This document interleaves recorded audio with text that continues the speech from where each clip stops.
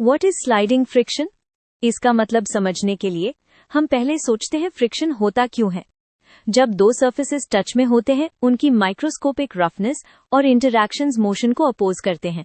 Sliding friction उसी opposition का नाम है जब एक सरफेस दूसरे पर एक्चुअली स्लाइड कर रही होती है। स्लाइडिंग फ्रिक्शन को सिंपल वर्ड्स में ऐसे बोल सकते हैं, जब कोई ऑब्जेक्ट किसी सरफेस पर फिसलकर आगे बढ़ता है तो जो फोर्स उस मोशन के ऑपोजिट डायरेक्शन में लगता है वही स्लाइडिंग फ्रिक्शन होता है।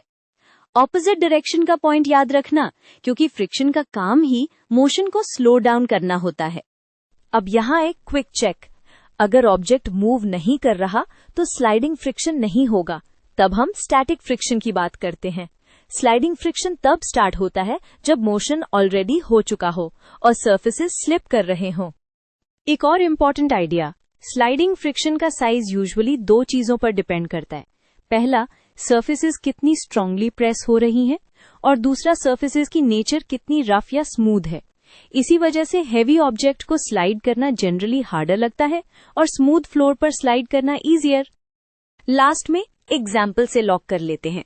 टेबल पे बुक को पुश करके जब वो स्लिप करती हुई आगे जाती है और धीरे धीरे रुकती है तो उसको स्लो करने वाला फोर्स स्लाइडिंग फ्रिक्शन ही होता है। ये कॉन्सेप्ट आपको मोशन, एनर्जी लॉस और एवरीडे मूवमेंट सब जगह दिखेगा।